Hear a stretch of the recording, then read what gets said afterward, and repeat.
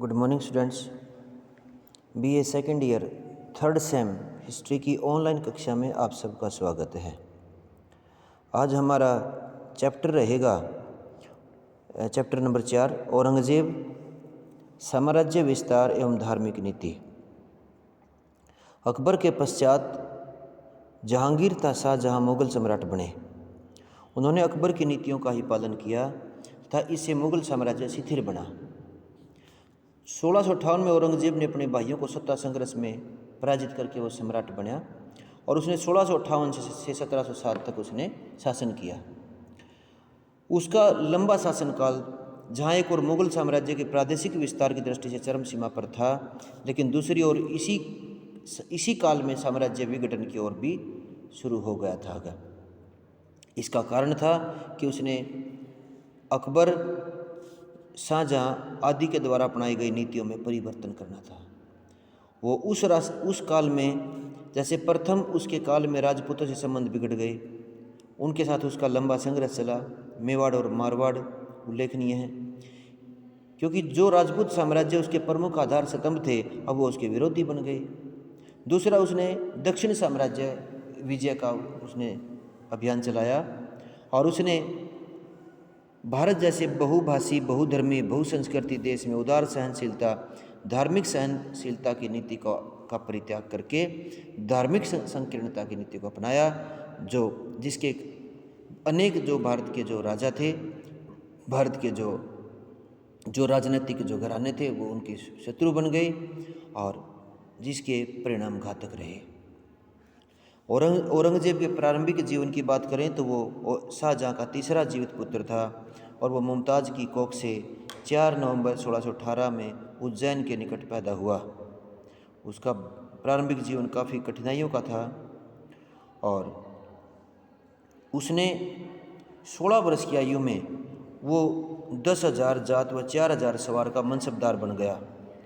उसे 1636 में पहली बार दक्षिण भारत का सूबेदार बनाया।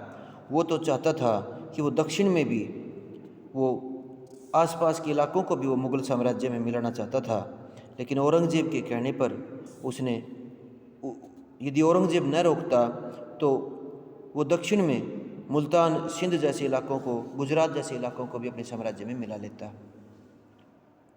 उसने उत्तराधिकार के युद्ध में सभी नीतियाँ साम दाम दंड भेद अपनाकर सफलता प्राप्त की। यहाँ तक कि उसने बड़े भाई दारा शिकोह की भी निर्मम हत्या कर दी। औरंगज़ेब की आरंभिक समस्याएं व उनका समाधान की बात करेंगे तो औरंगज़ेब ने 1658 में सत्ता पर कब्जा किया। उसका विधिवत राज्याभिषेक 1669 में हुआ।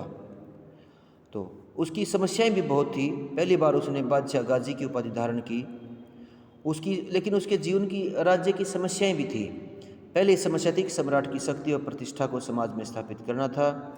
दूसरी समस्या शांति, सुरक्षा व प्रशासनिक व्यवस्था की थी, जो लगभग समाप्त हो चुकी थी।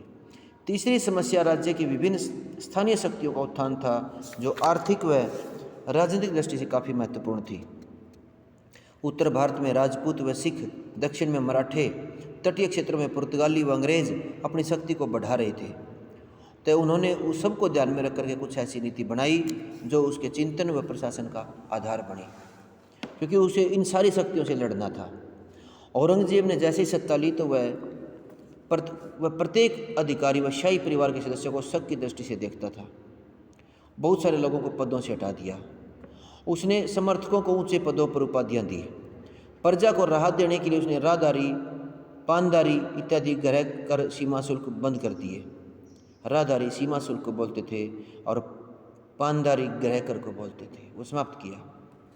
उसने और भी कई प्रकार के 80 कर बंद कर दिए थे, जिसमें अनाज कर भी था। उसने कुरान पढ़ने के महत्व से लागू करने का प्रयास किया।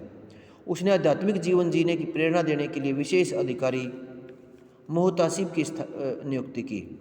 उसने मस्जिदों की मरम्मत कराने का आदेश दिया। उसने जो दारा के समर्थक थे, दारा इनका बड़ा भाई था, दारा के जो भी समर्थक व प्रतिद्वंदी थे उनको प्राणदंड दिए। उसने सुन्नी मत का प्रचार प्रसार किया। इस तरह से उन्होंने काफ़ी कदम उठाए, जिनसे ये पता चलता है कि उसने अपने विरोधियों के प्रति कठोर नीति अपनाई। इसके बाद औरंगज़ेब के जो अभियान थे, औरंगज़ेब ने अपने जो भी जो उसके रास्ते में बाधा आई उनके ऊपर उसने कठोर कार्रवाइयाँ की, जिनमें से प्रमुख है पुर्तगालियों के विरुद्ध कार्रवाई। पुर्तगाली बंगाल में चटगांव, ढाका, गुजरात के क्षेत्रों में ताकतवर थे और वो जनता को तंग करते थे। औरंगजेब ने शाइस्ता खां को इसके विरुद्ध भेजा। उसने तैयारी के साथ पहले ही जाजी बेड़े का निर्माण किया। कहने की बात यह है कि उसने यहाँ पर बंगाली खाड़ी के स्थित सोन द्वीप पर भी कब्जा कर लिया और पुर्तगालियों को काफ़ी कमज़ोर कर दिया। उसके बाद औरंगजेब ने अंग्रेज़ों के विरुद्ध कार्रवाई की। भारत से अंग्रेज़ों की व्यापारिक शुरुआत जहांगीर के शासनकाल में हुई थी और वो शक्ति पकड़ते जा रहे थे। 1652 में शाह शुजा ने उन्हें 3000 रुपये वार्षिक कर के बदले बंगाल में निःशुल्क व्यापार की सुविधा दे दी थी और अंग्रेज़ों ने इस सुविधा का दुरुपयोग करना शुरू कर दिया था। वो भारतीय व्यापारियों को तंग भी करने लग गए थे और इन्होंने हुगली, कलकत्ता व कासिम बाजार में अपनी गतिविधियों का केंद्र बनाया था। शाइस्ता खां ने उनके खिलाफ भी वही कार्रवाई की जो पुर्तगालियों के खिलाफ की थी। उत्तर पश्चिमी सीमा क्षेत्र पर भी उसने कार्रवाई की, जबकि औरंगजेब को सारी शक्ति स्थानीय कबीलों के विद्रोह को शांत करने में लगानी पड़ी। यूसुफ जई 1667 में यूसुफ जई कबीले ने बागू के नेतृत्व में विद्रोह कर दिया। उसका उद्देश्य स्वतंत्र राज्य की स्थापना करना था और इससे औरंगजेब ने मीर बख्शी अमीर खां के नेतृत्व में सेना भेजकर इस क्षेत्र को नियंत्रित करने की आज्ञा दी और इस सेना को समर्थन देने के लिए राजपूत राजा जसवंत सिंह को जमरोद भेजा। इस तरह संयुक्त कार्रवाई हुई और उसने इन कबीलों की शक्ति को कमज़ोर कर दिया। वो विद्रोह दबाने में सफल हो गया। उसके बाद अफरीदी ने भी 1672 में विद्रोह कर दिया।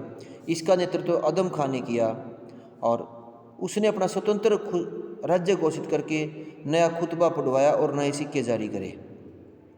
औरंगजेब ने अपने मुख्य सेनापति शुजात खां को भेजा। वह न केवल असफल हुआ बल्कि युद्ध के मैदान में मारा भी गया। इसी बीच राजा जसवंत पहुंचा, उसे भी विशेष सफलता नहीं मिल पाई। जब औरंगजेब सैनिक कार्रवाई में सफल नहीं हुआ तो उसने कूटनीति का सहारा लिया।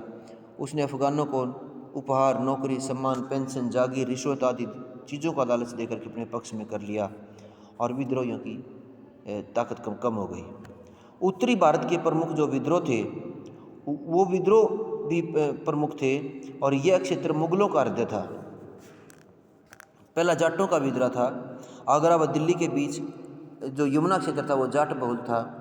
ये पेशे से कृषक थे और औरंगजेब के काल में मथुरा का प्रशासक अब्दुल नबी था। उसकी प्रशासनिक नीति कठोर व अत्याचारपूर्ण थी। वो धार्मिक असहिष्णुता का भी मार्ग अपनाता था। इस तरह से जाटों ने 1669 में जाटों ने अपने नेता गोकुल के नेतृत्व में विद्रोह कर दिया और औरंगजेब स्वयं क्षेत्र में विद्रोह दबाने के लिए गया था। उसने गोकुल को हराया, तब बाद में उसका वध करवा दिया। इसके बाद सतनामी विद्रोह हुआ। सतनामी विद्रोह की गतिविधियों का केंद्र नारनौल था। लोग इन्हें पहचान के तौर पर लुडिया के नाम से भी जानते थे। इन्होंने 1672 में मुगलों के विरुद्ध विद्रोह कर दिया। एक सतनामी कृषक व एक मुगल सैनिक के बीच आपसी टकराव था कारण और एक कृषक व एक सैनिक की आपसी लड़ाई हो गई तब कृषक ने सैनिक को मार दिया। तो अधिकारी ने सतनामियों के विरुद्ध कार्रवाई की। उन्होंने अपमानित महसूस किया और उन्होंने विद्रोह कर दिया। औरंगजेब ने कठोर सैनिक कार्रवाई करने का आदेश दिया और इससे हजारों सतनामियों की मृत्यु हो गई और विद्रोह समाप्त हो गया। इसके बाद सिखों का विद्रोह हुआ। मुगलों व सिखों के संबंधों में कई प्रकार के उतार चढ़ाव देखे जा सकते हैं। सिखों के 5वें गुरु अकबर व सिखों के 5वें गुरु के मध्य अच्छे संबंध थे, लेकिन जहांगीर द्वारा श्री गुरु अर्जुन देव के विरुद्ध की गई कार्रवाई से इन संबंधों में मधुरता नहीं रही। गुरु तेग बहादुर जी के गुरु बनने के बाद सिखों व मुगलों में टकराव शुरू हो गया, जबकि औरंगजेब गुरु की लोकप्रियता को सीमित करना चाहता था। इसलिए औरंगजेब ने गुरु तेग बहादुर जी को दिल्ली के दरबार में आमंत्रित किया, लेकिन राजा जयसिंह ने हस्तक्षेप से उनके विरुद्ध कोई कार्रवाई नहीं कर सका। बाद में उसने गुरु तेग बहादुर जी पर भी आरोप लगाया और उसने कुछ मुस्लिमों को भी सिख बना दिया, पर क्रुद्ध होकर औरंगजेब ने इसे इस्लाम धर्म स्वीकार करने के लिए बाध्य करने का प्रयास किया। उन्हें बंदी बना लिया गया, तब बाद में शहीद करवा दिया गया। इसके बाद गुरु तेग बहादुर जी के बाद सिख शक्ति का नेतृत्व 10वें व अंतिम गुरु गोविंद सिंह जी के हाथों में आया। उसने खालसा पंथ की स्थापना की। उन्होंने ही स्वतंत्र सिख राज्य की स्थापना की कल्पना की। गुरुजी ने चमकौर नामक स्थान को अपनी गतिविधियों का केंद्र बनाया। यहाँ पर उनके 2 पुत्र भी युद्ध के मैदान में शहीद हो गए। इसके बाद सिखों की गतिविधियों का केंद्र कुछ समय के लिए तलवंडी बन गया। यहाँ यह संघर्ष औरंगजेब के अंत तक चलता रहा। फिर इसके बाद औरंगजेब का राजपूताना के साथ संघर्ष हुआ। राजपूत औरंगजेब के पहले जो राजा थे उन सब के साथ राजपूतों के संबंध अच्छे थे, लेकिन औरंगजेब ने उन्हें मुगल साम्राज्य का बाद में शत्रु बना दिया, जिसके परिणाम घातक निकले। पहला था मारवाड़ से संबंध। मारवाड़ राजा जसवंत सिंह था। 1678 में जसवंत सिंह की मृत्यु हो गई। कुछ इतिहासकारों के अनुसार उसको मरवाया गया था, उसका कोई उत्तराधिकारी नहीं था। औरंगजेब ने उसे मारवाड़ को अपने राज्य में मिलाने के लिए जोधपुर पर अधिकार कर लिया। औरंगजेब ने जसवंत सिंह के भतीजे इंद्र सिंह को जोधपुर का शासक बना दिया। यहीं से विरोध की ज्वाला भड़की। तो इसके बाद परिस्थिति बदली, क्योंकि जसवंत सिंह की मृत्यु के बाद उसकी 2 रानियों से 2 पुत्र जसवंत सिंह की मृत्यु के 4 से 6 महीने के अंतर पर हुए। इनमें से एक तो मर गया, लेकिन दूसरा राजपूतों की आशाओं का आधार बन गया। इसका नाम अजीत सिंह रखा गया। जसवंत सिंह का सेनापति दुर्गादास राठौर अजीत सिंह के पास, औरंगजेब के पास उसे लेकर के गया और अनुरोध किया कि इसे सत्ता सौंप दे। लेकिन औरंगजेब उसका धर्म परिवर्तन करवाना चाहता था, लेकिन ऐसा नहीं हुआ और जिसे राठौरों ने पसंद नहीं किया, तो उनके खिलाफ भी उन्होंने कार्रवाई की। और बाद में राठौरों ने अधीनता न मानते हुए औरंगजेब से लड़ाई जारी रखी। फिर मेवाड़ के खिलाफ आया। औरंगजेब ने 1769 में राणा के विरुद्ध भी सैनिक अभियान शुरू कर दिया। इसका कारण अजीत सिंह को शरण देना था। राणा ने सेना का मुकाबला व्यर्थ समझते हुए स्वयं चित्तौड़ व उदयपुर को छोड़कर अरावली की पहाड़ियों में चला गया। मुगल सेना ने खूब उत्पात मचाया, लूट खसोट की धार्मिक सहिष्णुता का परिचय देते हुए मंदिरों को निशान बनाया और राणा ने गुरिल्ला पद्धति से लड़ाई जारी रखी। उसने शहजादा अकबर की रसद व युद्ध सामग्री भी लूट ली। मुगलों की स्थिति चिंताजनक बन गई और वे धीरे धीरे मेवाड़ से निकलने लगे। औरंगजेब ने क्रोधित होकर अकबर को मारवाड़ जाने को कहा, तो यहाँ पर शहजादा आजम व मुअज्जम को भेजा। इसी बीच राणा राज सिंह की मृत्यु हो गई और राणा जगत सिंह ने नेतृत्व संभाला। इस वक्त तक राजपूत हर तरह की स्थिति से निपटने के लिए अब मजबूत हो चुके थे। मारवाड़ से पुनः संघर्ष हुआ। मेवाड़ के साथ की गई संधि से राजपूताना के उपयुक्त तो नहीं था, लेकिन परिणाम यह रहा कि मारवाड़ की तरफ कुछ समय तक मुगल ध्यान नहीं दे सकी। इस संधि के बाद दुर्गादास ने औरंगजेब से संघर्ष जारी रखा। इसके बाद औरंगजेब दक्षिण चला गया, वो इसकी ओर ध्यान नहीं दे सका। राठौर का सारा ध्यान समय को निकालने में था, क्योंकि अजीत सिंह के वयस्क होने के लिए इसकी ज़रूरत थी। वे कभी मुगलों से समझौता करते तो कभी युद्ध। इसी तरह की स्थिति 1707 ईस्वी में औरंगजेब की मृत्यु तक रही। औरंगजेब की दक्षिण विजय हुई। औरंगजेब के शासनकाल में बीदर, अहमदनगर व बरार तो मुगलों के अधीन आ गए। केवल बीजापुर और गोलकोंडा बाकी थे। तो उन पर शाहजहाँ की नीति पर अप्रत्यक्ष शासन की थी, वह कामयाब भी था, लेकिन औरंगजेब उसको सीधा अपने राज्य में मिलाना चाहता था, बीजापुर और गोलकोंडा को। फिर बीजापुर से संघर्ष हुआ। उसने राजा जयसिंह को 1665 में इस क्षेत्र को विजित करने के लिए भेजा, लेकिन ज़्यादा सफल नहीं हुआ। गुरिल्ला युद्ध में मुगलों ने भारी हानि उठानी पड़ी। 1672 में बीजापुर की मृत्यु के बाद उसका शासक पुत्र सिकंदर शाह राजा बना और वो षड्यंत्रों का केंद्र बन गया उसका दरबार। 1676 में एक बार फिर बीजापुर पर आक्रमण किया। परिणाम वही हुआ जो मुगलों को फिर हार सहनी पड़ी।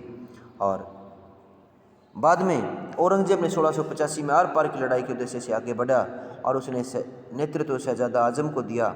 वो स्वयं भी बीजापुर गया तो डेरा डालने का आदेश दिया। गोलकुंडा व मराठों का बीजापुर को सहयोग मिला, लेकिन मुगलों ने इसे बाद में काट दिया। उसे चारों ओर से कब्जा कर लिया और बीजापुर के शासक ने 1686 में आत्मसमर्पण कर दिया और औरंगजेब की अधीनता मान ली। फिर उसने गोलकुंडा को विजित किया। गोलकुंडा का सेनापति मुगलों से जा मिला और इस कारण गोलकुंडा के किले में अपने को बंद कर लिया और मुगल सेना ने सारा क्षेत्र जीतकर हैदराबाद को भी अपने कब्जे में कर लिया। और इस तरह से गोलकुंडा के शासक को एक और संधि पर मजबूर होना पड़ा। उसने युद्ध और जाना वारसी कर मालखेड़ का क्षेत्र और विजित प्रदेशों पर औरंगजेब का अधिकार मान लिया। शासक को बंदी बना लिया गया और दौलताबाद के किले में कैद कर लिया गया। उसे कुछ पेंशन भी दी गई। मराठे व औरंगजेब। फिर इसके बाद एक दक्षिणी भारत के राजनीतिक पटल पर मुगल शासनकाल में मराठे एक नई शक्ति के रूप में उभरे, जिन्होंने भारत के इतिहास में निर्णायक भूमिका निभाई। मराठे के रूप में सबसे पहले नाम आता है शिवाजी। औरंगजेब ने दक्षिण के सेनापति व उसके मामा शाइस्ता खां को मराठों के विरुद्ध 1660 ईस्वी में भेजा। शाइस्ता खान ने बीजापुर के शासक से समझौता कर संयुक्त रूप से कार्रवाई कर पूना, चाकन, कल्याण पर कब्जा कर लिया। शिवाजी ने रात के समय मुगल सेना पर आक्रमण कर दिया। मुगल इस आक्रमण को झेल नहीं पाए। शाइस्ता खां भी भाग गया। उसके प्राण अवश्य बच गए, लेकिन उसने अपने हाथ का अंगूठा या पुत्र फतेह खां को खोना पड़ा। शाइस्ता खां की पराजय व सूरत की लूट औरंगजेब के लिए असहनीय थी। उसने राजा जयसिंह को दक्षिण अभियान के लिए भेजा और उसने शिवाजी के राज्य पर चारों ओर से आक्रमण करके उसकी स्थिति दयनीय बना दी। उसका मुख्य केंद्र राजगढ़ भी खतरे में पड़ गया।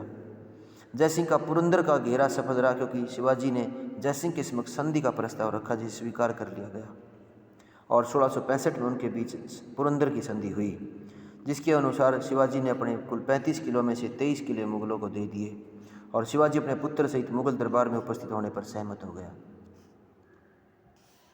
ये मुगलों के लिए बड़ी सफलता थी, लेकिन यह क्रियान्वित नहीं हो पाई, क्योंकि शिवाजी व उसका पुत्र संभाजी जब आगरा पहुंचे तो उनका सम्मान तो क्या निरादर किया गया। शिवाजी के विरोध करने पर उसे कैद कर लिया गया, जहां वह उसका पुत्र फलों के टोकरे में बैठकर भागने में सफल हुआ। 1670 में शिवाजी फिर विद्रोही हो गया। उसने सूरत को दूसरी बार फिर लूटा और उसने अपने पड़ोसी राज्यों से चौथ भी वसूल ली। शिवाजी ने 1674 में राजगढ़ के दुर्ग में अपना विधिवत राज्याभिषेक भी करवाया। फिर शिवाजी की मृत्यु के बाद उसका पुत्र संभाजी शासक बना। शारीरिक दृष्टि से उसमें उस तरह के गुण नहीं थे जैसे शिवाजी में थे। फिर भी उसने दक्षिण की स्थिति को संभालने के लिए काफ़ी प्रयास किए। उसने मराठों, गोलकुंडा, बीजापुर का गठबंधन शक्तिशाली न बन जाए, इन स्थिति में उसने गोलकुंडा व बीजापुर को जीतने के बाद अपना ध्यान मराठों की ओर 1687 में दिया। मराठों से उसकी लड़ाई भिन्न थी, इसलिए उन्हें जीतना भी कठिन था। मराठों का नेतृत्व कमजोर अवश्य था, लेकिन उनके साहस में कोई कमी नहीं थी। औरंगजेब ने बहुत अधिक मेहनत व धन का प्रयोग करके मराठों का क्षेत्र काफ़ी कुछ जीत लिया था। वह कुछ पर कब्जा करता, कुछ उसके हाथ से निकल जाते। अब औरंगजेब ने संभाजी के क्षेत्र को अपना निशाना बनाया और औरंगजेब ने संभाजी का खुलकर अपमान किया और बाद में निर्दयता से शरीर के टुकड़े टुकड़े करके मरवा दिया। फिर इसके बाद राजा राम व ताराबाई। संभाजी की हत्या के बाद मराठों ने शिवाजी के अन्य पुत्र राजा राम के नेतृत्व में लड़ाई अभियान जारी रखा। मराठों का यह नेता योग्य था। उसने अपनी गतिविधियों का केंद्र जिंजी को बनाया था। कुछ समय पश्चात राजगढ़ व सतारा पर भी कब्जा कर लिया। अब मराठों ने आमने सामने की लड़ाई न करके गुरिल्ला प्रणाली को महत्व देकर मुगलों की नाक में दम कर दिया। राजा राम ने 1700 ईस्वी में अपनी मृत्यु तक मराठों को फिर से शक्तिशाली बना दिया। इसके बाद ताराबाई ने संघर्ष को जारी रखा। तो ये थे उनका भारत के सभी राजाओं से संघर्ष। और अब हम अध्ययन करेंगे औरंगजेब की धार्मिक नीति। औरंगजेब की धार्मिक नीति ज़्यादा अच्छी नहीं थी, तो अगली वीडियो में हम औरंगजेब की धार्मिक नीति का अध्ययन करेंगे। तब तक के लिए धन्यवाद।